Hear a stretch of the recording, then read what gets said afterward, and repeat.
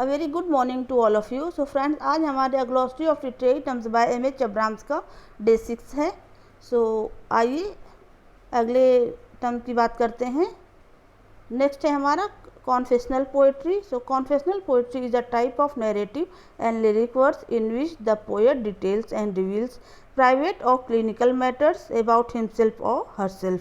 सो confessional poetry एक प्रकार की नैरेटिव या लिरिक वर्स होती है जिसमें पोएट बताता है अपने प्राइवेट या क्लिनिकल मैटर्स के बारे में,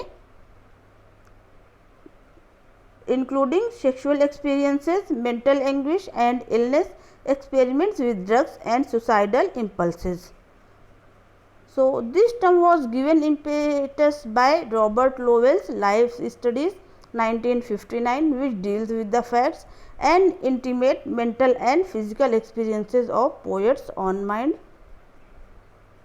और हिस्टोरिकल कॉन्टेक्स्ट की ओर बढ़ते हैं तो कॉन्फेशनल poetry was written in rebellion against the demand for impersonality by T.S. Eliot and new critics.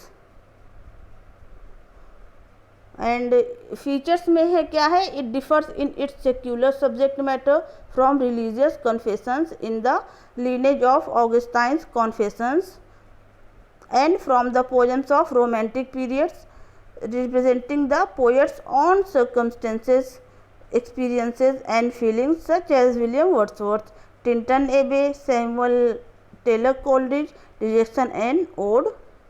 और मेजर प्रैक्टिशनर कौन कौन से हैं? एलन गिन्सबर्ग हैं, सिल्विया प्लैथ हैं, एना सिक्सटन है और जॉन बेरी मैन हैं। नेक्स्ट टर्म हमारा है डिकेडेंस। So a literary movement that originated towards the end of 19th century in France and was of the view that art was totally opposed to nature. So ये literary movement जो towards the end of 19th century France में originate हुआ था और क्या view था इसका कि art was totally opposed to nature. Origin of the term की बात करते हैं तो this term was derived from the qualities attributed to the literature of Hellenistic Greek in the last 3 century BC and to the Roman literature after the death of the Emperor Augustus in 14 AD. और अगर हम historical context की बात करते हैं so the decadent movement began in late 19th century when some French opponents of the doctrines of aestheticism, especially Charles Baudelaire, developed the view and values that developed into a movement. Features reflective of a beautiful culture that has passed its prime and showed sign of decay. Art as opposed to nature in the sense both of biological nature. Art को as opposed to nature बताया गया है in the sense both of biological nature and of the standard norms of morality and sexual behavior. And high artifice in style, the bizarre in subject matter. और अगर हम major practitioners और text की बात करते हैं so the परसेप्ट्स of decadence were voiced by Theophile Gautier in the notice that he wrote to Baudelaire's Les Fleurs du mail.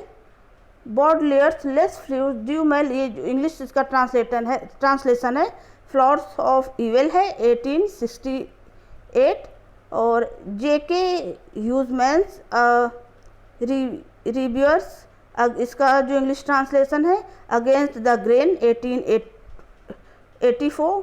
The paintings of Gustave Moreau, एलेग्रॉन,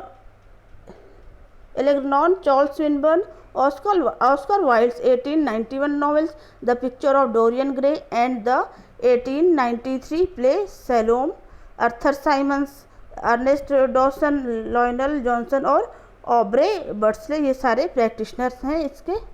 अगला हमारा टर्म है decorum. So decorum means the need for matching a literary genre with its character and action, style of narration and dialogue. अगर हम historical context की बात करते हैं so the idea has its roots in classical theory specially in the versified essay art of poetry by Roman Horace in the 1st century BC It achieved importance in the literary composition and criticism during the Renaissance and the neoclassical age. अगर हम feature देख लेते हैं, the idea of decorum means there should be a propriety of fitness in the way that a literary genre, its subject matter, its characters and actions, and the style of its narration and dialogue are matched to one another. All literary forms, characters and style were ordered in hierarchies. It was regarded that comedy must not be mixed with tragedy. The highest and most serious genre, epic and tragedy, must represent characters of the highest social classes, जिसमें included हैं kings and nobility, acting in a way appropriate to their status and speaking in the high style. अगर हम major practitioner की बात करते हैं, so Thomas Rymer was a supporter of decorum Thomas Rhymer was a supporter of decorum, while Samuel Johnson was a notable opponent. Charles Dickens' Oliver Twist rejects decorum by presenting a lower class hero. Next है हमारा deus ex machine. Deus ex machine meant the use of a god by the ancient Greek playwrights to end a drama. It came to later mean the use of some improbable event for the resolution of a plot. So deus ex machina का मतलब क्या होता है? The use of God. जो ancient Greek playwrights थे वो अपने drama को एंड करते थे किस तरह से? गॉड के यूज़ कर, by the use of God. It refers more generally to improbable और artificial resolutions of conflicts such as those provided by unbelievable coincidences और unexpected strokes of good luck. और अगर हम ओरिजिन ऑफ द टर्म की बात करते हैं, so the term is Latin. ये लैटिन टर्म है for God from a machine. और हिस्टोरिकल कॉन्टेक्स्ट देख लेते हैं.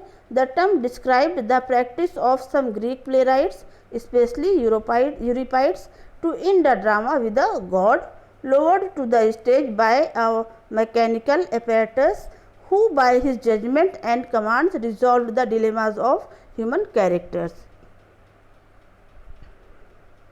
The phrase is now used for any forced and improbable device, a telltale birthmark, an unexpected inheritance, the discovery of a lost will or letter by which a hard pressure author resolves a plot.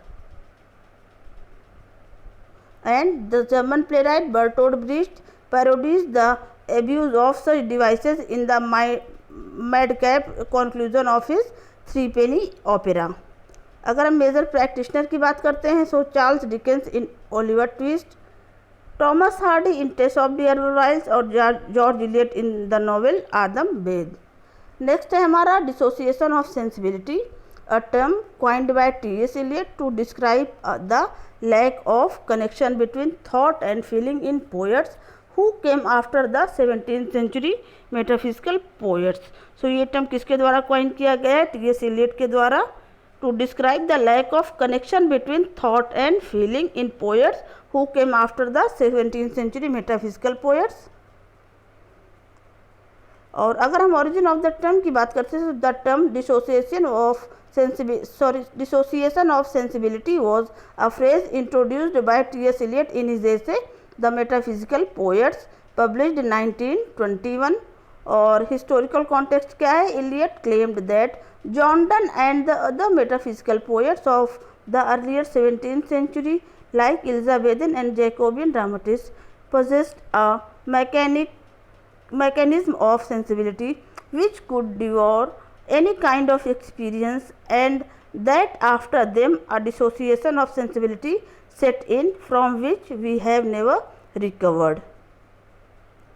This dissociation of intellect from emotion and sensuous perception, according to Eliot, was greatly aggravated by the influence of John Milton and John Dryden. The dissociation of sensibility was taken to be the feature that weakened most poetry between Milton and later writings of W. B. Yeats. It was attributed particularly to the development in the 17th century of the scientific conception of a reality as a material universe is stripped of human values and feeling.